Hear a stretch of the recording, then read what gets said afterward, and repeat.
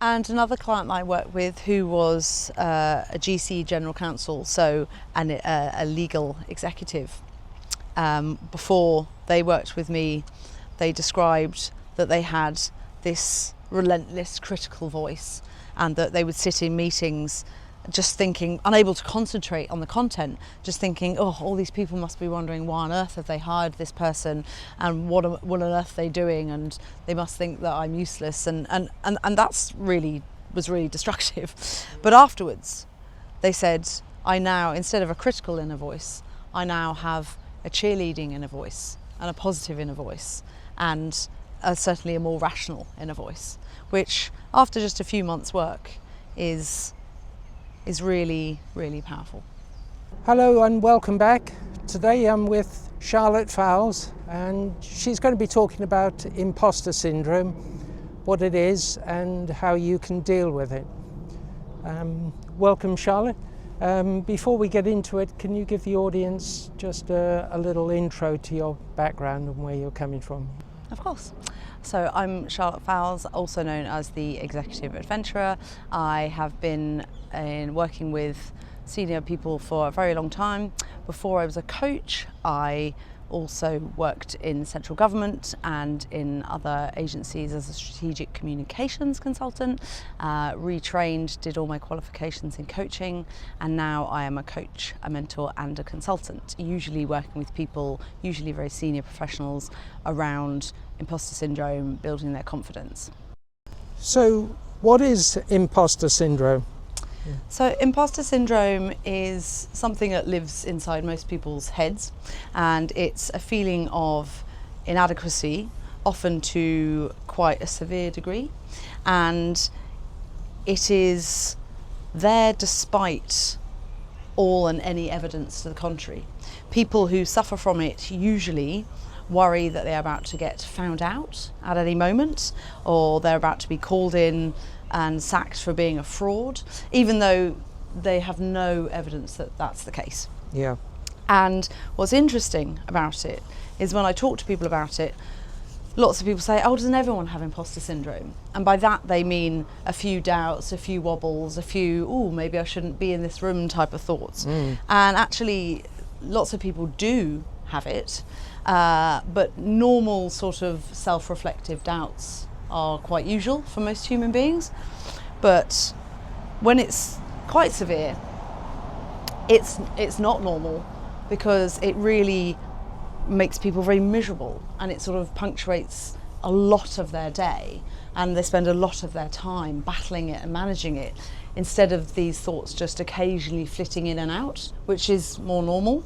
Yeah. So I like to debunk that myth, because I think some people who don't have it severely underestimate the impact that it has on people, and it can drive people, which some people think is a good thing. It isn't. It can drive people because they think, if I just get that goal or that achievement or that promotion, or if I get to the top of this tree, or if I get all of these material success things often, then that will prove I'm not an imposter and it will go away. The problem is that it doesn't, because that's not where it comes from. Because if evidence worked to get rid of imposter syndrome, no one would have it. Yeah. So how do people deal with it? Well, there's a very wide range of things that people can do. I share a lot of resources in my content and through my website and my emails. So I'd encourage people to have a look at that if they want to go in depth. But I'll give you a flavour now. There are some practical ways that you can deal with it. The issue is that a lot of people are tackling it at a surface level, using just their mind. And as I spoke about before, one of the issues is that it actually comes from quite deep down inside. And for many people, they don't realise when it first started, and that it's actually not in any way related to what they might be doing or any evidence of any sort, or it's not really necessarily rooted in reality. So whilst I share a few tools, I'll then talk about what the most effective way is. Right. The most effective way is to work with somebody on it, to get to the heart of where it came from. But some of the things you can do that help make it better. One of the tools I use with my clients is something I call an evidence board. And it doesn't have to be a big board, but it could be a file, it could be an email folder, it could be a series of screenshots on your phone, which is what I have, where you think about what you want to believe instead of what the imposter syndrome is telling you. And then you voraciously collate evidence, all the evidence through your life and ongoing as you're living, and you put it in this folder or you put it on this board. So I used to have a board and I covered it in post-it notes, and then you don't just leave it there.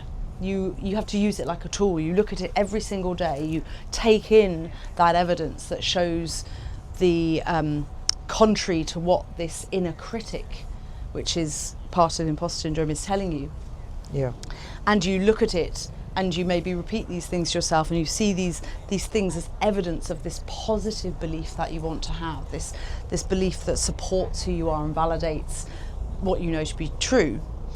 And you do that until that becomes more natural to you, and the doubts are slightly less. Because repetition is one of the key ways of changing beliefs. Because the mind has a negativity bias.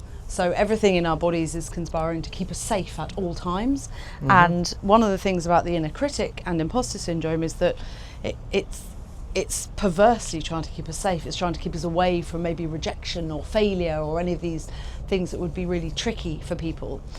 And so we have to fight really hard for the positive, and that's no matter who you are or what you're dealing with. The mind will always go to the negative first, almost to kind of try and protect us from danger and think about all the consequences and prepare and risk assess and all of that, which is all good stuff, but it always goes there first, and it's much, much stronger. So you have to really kind of hammer in some of these positive things, which is where this evidence board and looking at this a lot comes in. There's a couple of other tools as well that I can share. One of the other tools that you can use is to actually try to work with the voice. So what most people want to do with the inner critic is to fight it. We take the evidence I've just spoken about, and we sort of have maybe a dialogue or an argument with this inner critic, this imposter syndrome that's talking to us. And that actually doesn't work, because you won't ever win. It'll just keep coming back with a yes but, no matter what evidence and logic you put in its way, because it's not operating on logic, obviously. So one of the ways is to almost have a almost compassionate dialogue with it, and to thank it for a start. Thank you for trying to keep me safe. I understand that you're trying to help me, and I don't need that today. Instead of fighting this. And another way is to also maybe sometimes think about it in the third person. And by that I mean, when you can hear the voice, that voice is clearly not you, because you are hearing it. So this voice is made up of lots of your conditioning, perhaps, lots of voices of other people that were critical to you in your life, lots of things you might have heard.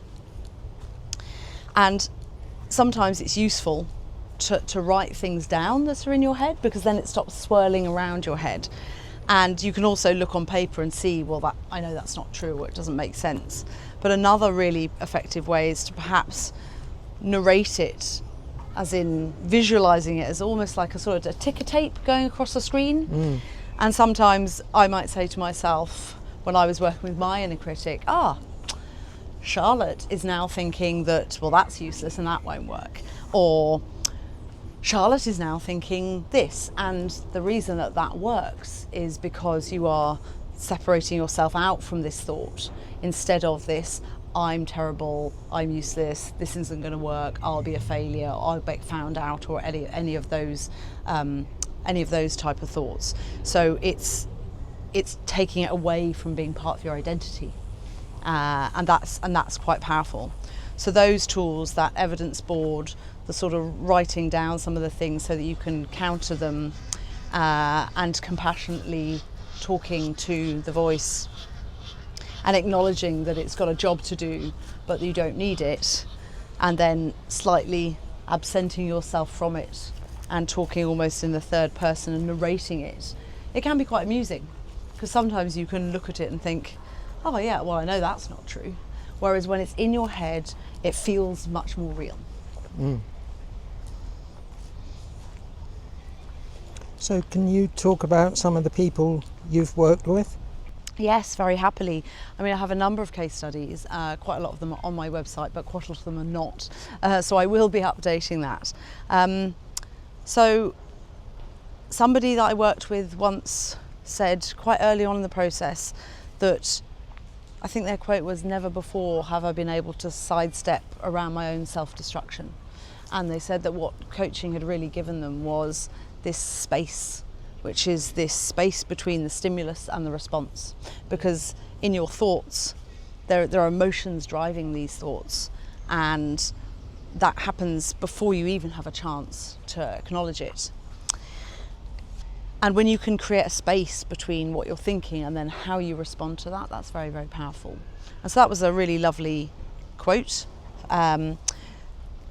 Somebody else who's an extremely successful person, Oxbridge graduate with a first, successful career, just never could never stop thinking that they weren't enough. This is what often imposter syndrome underneath it is often a feeling of inadequacy, or I'm not enough, or I'll never be good enough, and constantly comparing yourself to other people, but only ever negatively, never favourably, despite, as we said, the evidence to the contrary. And what I love about this client is that we worked on quite a lot of things: work, professional goals, the future, things like that. And what people often misunderstand about the inner critic and imposter syndrome is that they think it's just in a box, and I want to deal with it here at work. But that's not how it works. It impacts every area of your life to some degree, or not. As in some places it won't be, but there'll be an energy of this that feeds throughout quite a lot of your life. So this client also, he'd been married, happily married for 25 years, and constantly, was told by his wife that she loved him, and this was all good. But despite this evidence, because of how imposter syndrome is not like to sit in a box, he just had a fear that he knew was irrational, and he said to me, but I know logically it's not true. He had a fear that he would do something to make her leave him, and there was no evidence. And we never ever worked on that. We never did anything about his relationship, or how he felt about her, how she felt about him. We didn't work on that at all. But what was incredible was all the other work that we did. With all of that, it had a positive impact, because we worked deep at the heart of where it comes from. Yeah. And one day he just said to me, "Oh, I've stopped believing that she'll leave me." And I said, that's incredible. Yeah. So you can see the impact that it has across all sorts of different topics. And somebody else that I worked with, I mean, people get very clear practical and physical benefits. So people might get that promotion. I might get big bonuses, which they often do. They might make quite a bit of money as a result of some of the things that we've learnt. And this particular client was in business, and before, they considered themselves to be far too much of a people pleaser, and they didn't really advocate for themselves very much due to how they felt about themselves. And after our work, they were much more firm in representing themselves in negotiations. And when they were negotiating some deals, they managed to make over 10 times what they'd invested in the program extra in the negotiation, because they had this feeling of self-worth, and they thought, well, I know that I'm worth this, so I will sort of fight for this, and I'll go into bat for myself. Whereas before, they'd have maybe caved earlier. So that's a really lovely combination of the practical as well as the deep sort of self-respect and love that you get when you've done this work. And another client I worked with, who was a GC general counsel, so a legal executive, before they worked with me, they described that they had this relentless critical voice, and that they would sit in meetings just thinking, unable to concentrate on the content, just thinking, oh, all these people must be wondering why on earth have they hired this person, and what on earth are they doing, and they must think that I'm useless, and that's was really destructive. But afterwards they said, I now, instead of a critical inner voice, I now have a cheerleading inner voice and a positive inner voice, and certainly a more rational inner voice, which after just a few months' work is really, really powerful. So how does your method and way of working differ from other therapies? Yeah. So what I do is I work with the whole person, and as I've described before, everything in us is trying to keep us safe, and I really help people get to know what's in their subconscious, because we are all 90% subconsciously driven. I think most people don't realise that, and a lot of the tools that you see online, even some of the tools that I've shared earlier, they are talking about things that you use your mind for, your logical mind, your conscious mind, you're actively taking steps, which is a big part of working with imposter syndrome to improve it. But most of it's being driven by the subconscious. So I describe this combination of being and doing. So the doing is the homework. There might be some writing things out, some journaling, some reflecting. There's definitely work for people. Yeah. I describe it like going to the gym. You don't turn up to a personal trainer and expect to have a six-pack in one day, and neither do you with this work. You turn up, there are exercises, you go away, you do them, you focus on the things that we've discussed and we've worked on, and again, this repetition, just like going to the gym, this repetition definitely helps. And that's the doing, but the being is really all that stuff that's in the subconscious that was there. Often our values and beliefs are what drive us, and they're all set before the age of 7. So it's trying to get to know what's underneath there and to work with that at a subconscious level to reprogram these beliefs.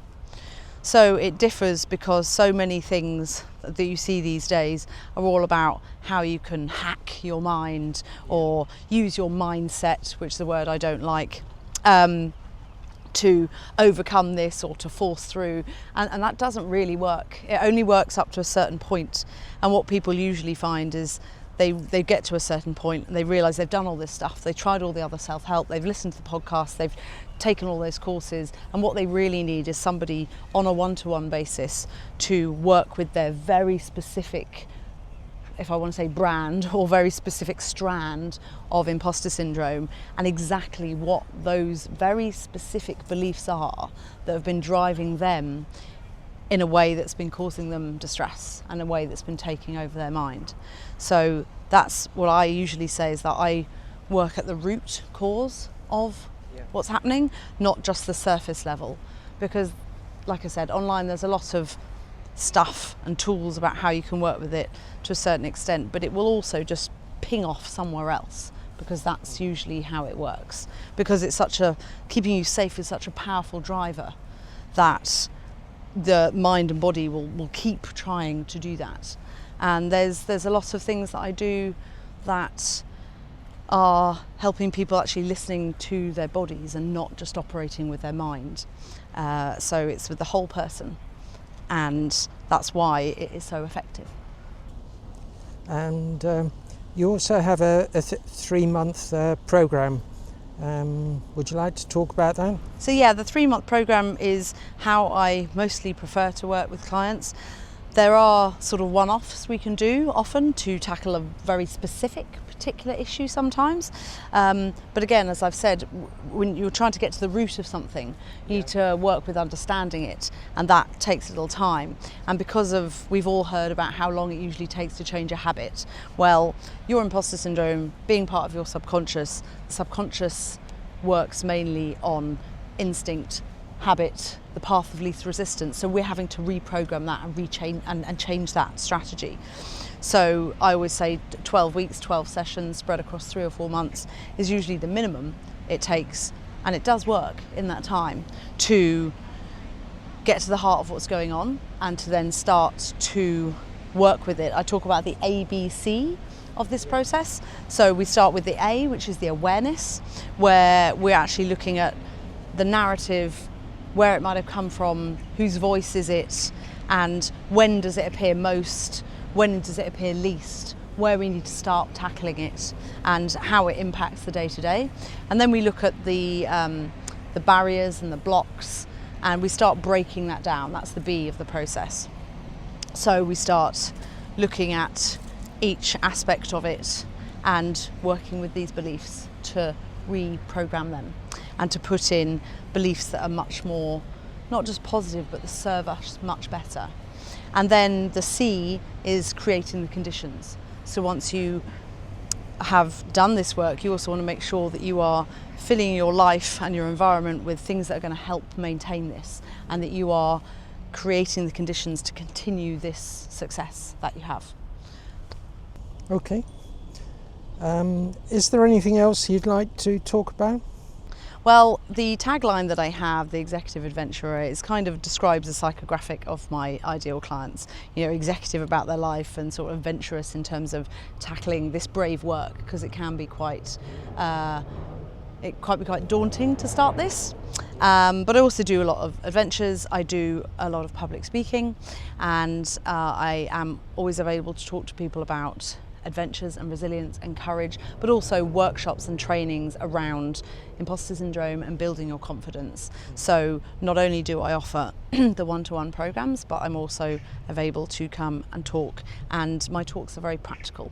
They have these tips, they have these tools, they help people understand themselves, and they're not just me talking for a whole hour. It's definitely things that people can take away and apply in their lives immediately, as well as helping them to think differently in a way that will change the result that they're having day to day.